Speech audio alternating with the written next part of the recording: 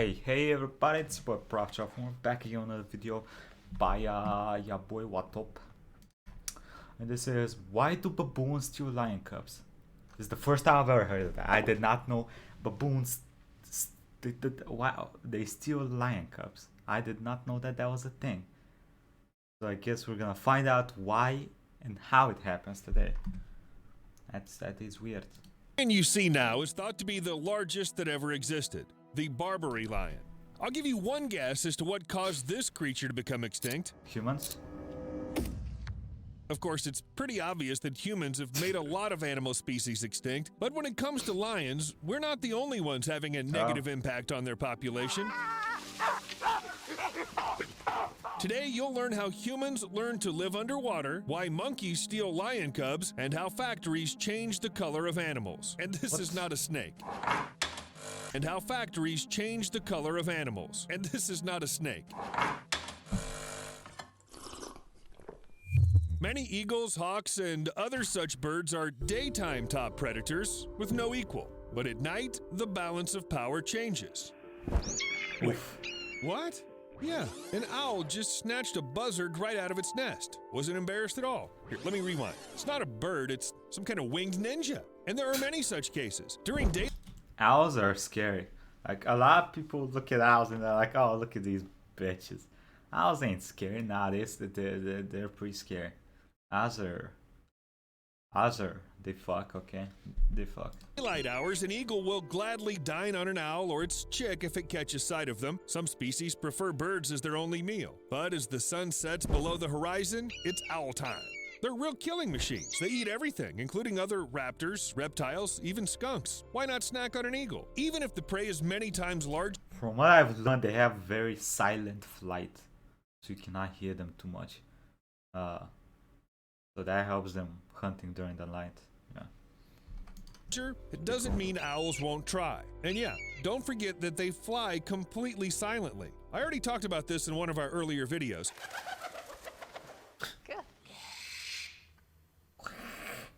It's impossible to prepare for an attack by someone who acts in the dark and doesn't make a single sound. Hey, what happened? But okay, owls attacking eagles, they're at least, well, in the same weight class. I mean, they're birds, right? Baboons are an entirely different matter. Baboons stealing lion cubs? At first glance, it looks like a cosplay on The Lion King. It only lacks an appropriate song behind the scenes and... Is this gonna be like the Lion King parody, where the baboon yeets the baby lion off the mountain like, roar of the jungle, yeet! Yeets it out the mountain. Is this what's gonna happen here? Pride Rock. In addition, there's evidence that the female baboon seriously cared for the found lion cub as if it were her own cub. She brushed its hair, carried it from tree to tree. Reality is, though, this isn't a cartoon. And Elton John and his songs won't help. Baboons do steal little lions, but they do it not in order to play their Hamlet in the middle of the savannah. Everything is much more tragic and simpler at the same time. Lions eat baboons. And it's almost impossible for primates to beat such a predator, so they had to invent a cruel scheme. Baboons steal lion cubs to get rid of the threat in advance. No baby means no adult lion who will eat them for lunch in the future. Yes, wildlife as it is. Generally speaking, stealing is always, well, at least annoying. Imagine going out fishing, setting a trap, then someone just... So they do yeet them off of mountains and stuff to kill them, right? Stole your entire catch. What can I say? You're hardly comforted by the fact that it was an octopus that did it, and it's the fourth smartest of all invertebrates. Oh, octopuses are the bane of fishermen. Ocean thieves have long figured out that instead of hunting for all kinds of underwater life, you can just enjoy what other people have already caught. Why bother? There, everything's ready. Almost a buffet. All that remains is to escape from the crime scene in time. And the octopus has enough intelligence for that too. Scientists found out a long time ago that they're incredibly smart and cunning creatures. They can open child-proof jars, build shelters from improvised materials they can remember, and even seriously dislike humans. And eating crabs? What can I say? Unlike the poor fishermen, Dalmatis spiders know exactly how not to miss their prey. Perhaps that's why they prefer to eat them right on the spot, and that's why spiders eat fish.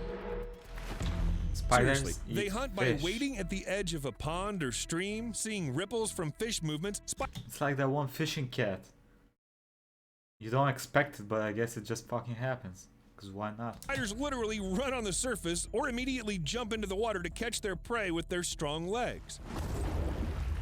By the way, their span can reach 8 centimeters, enough to cope with small fish. After that, it's everything as usual. A poisonous bite, a short wait, and bon appetit. But it's unlikely you'd take a spider with you on a fishing trip as a helper. Yeah, they look kind of unfriendly. The alcedo, on the other hand, is another matter. This bright bird, a little bigger than a sparrow, really knows a thing or two about fishing. How does it get out? Usually, alcedos sit on branches hanging over the water, and when they I don't think gravity's... How did he get out? Cheater.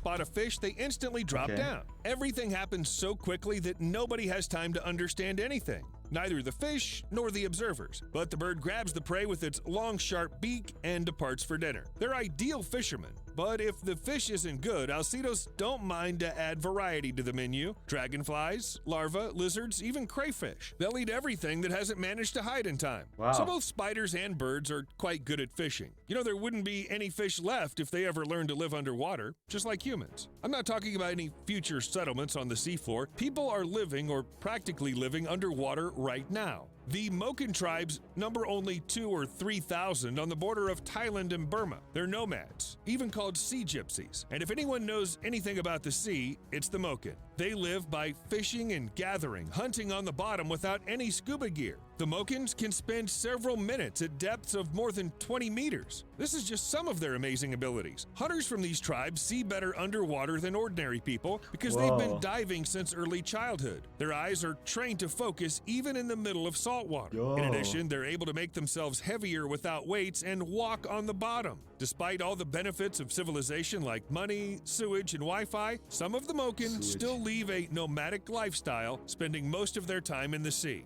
Unfortunately, there aren't many of them left. But you know, I wonder if the Moken skills would work outside of the sea they know. For example, like in a pool. If water nomads are so good at diving, what can they do in the Y40 Deep Joy, the deepest pool in the world? It's just an incredible structure. Basically, it's something like a long, wide tube that goes to a depth of 42.15 meters. Why? The complex has 4 underwater caves for the training of divers and the underwater glass tunnel for visitors. Here, various experiments and research are constantly conducted as well. But even the creation of this pool is still an experiment. It's believed that it took 9 days to fill the Y40 with water, and its total capacity is 4,300 cubic meters. Let's get out of the water, pretend we're in a forest, and look up. Notice anything unusual? The trees aren't touching each other. It's as if they're keeping their distance on purpose so that... And why exactly? This phenomenon is called crown shyness. And I'll tell you right off the bat, scientists are still not sure why something like this happens at all. They've been studying shy trees for 100 years, but haven't come to any consensus. Some think it happens to reduce the spread of pests. You know, if you don't get too close to an infectious one, you don't get infected yourself. Basically, it's just like people.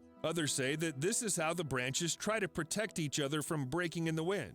In addition, some scientists suggest that this way the trees simply are doing their photosynthesis better. They don't cover each other's leaves, which means they let each other make the most of it. In short, no one knows anything, but it's very interesting. After all, plants don't have many ways to avoid we don't know. anything harmful or dangerous. It's not like they can pretend to be cactuses, for example, to scare away pests. But the lucky one in this regard is the caterpillars. It seems they can pretend to be anything they want, even a stick, even a poisonous snake. Really? The butterfly caterpillar, Hemeroplanus triptelamus, gets pretty big. But if you're big and not a lion, you're guaranteed to get eaten. Fortunately, evolution has come up with a terrific disguise. At the slightest danger, the caterpillar dangles from a branch, trying its best to imitate a snake. Sucking air through tiny holes on the surface, it inflates its head, creating the illusion of a triangular skull of a real venomous predator. If the shape of the deadly snake isn't enough to scare away the source of danger, the caterpillar will lunge as if it's about to bite. Although it has no real weapons, and the snake looks like a stump, the whole masquerade works. Now, if the animal world were to award an Oscar, I'd give it to this species. Probably no one goes through such rapid and amazing... How did they evolve to do this? It's insane.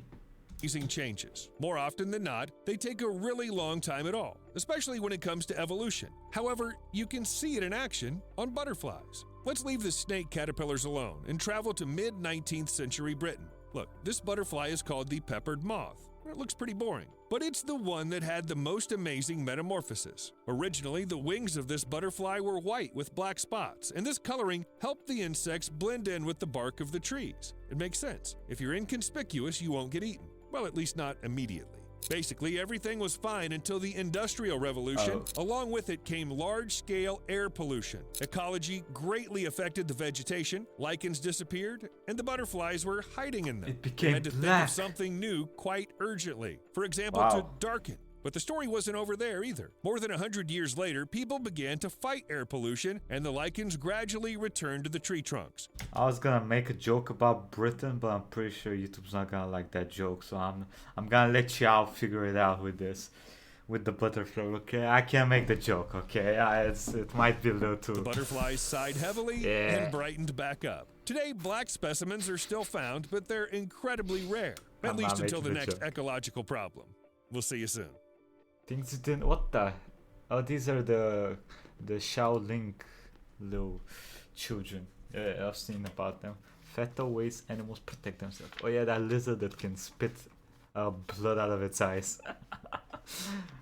Fucking weirdos. Anyway, this was a very cool video. I did not know there was a bird that fishes.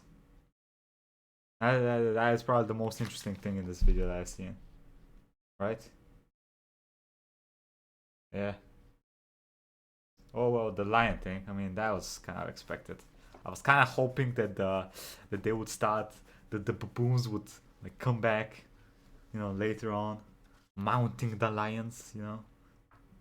But nah, they just yeet them off of mountains and stuff. Anyway, quick thank you to the patrons: Pedro Martinez, Kamaskarina, Robert, Princess, Swastic Fuse, Chicken53, Senior Hilter, Lemon and Moon, Aikma, Dasher, Ronick, Nala James Zone. Thank you all for the support. And I'll see you next time, everybody. Hope y'all enjoyed this video. Yeah, have a nice day, everybody.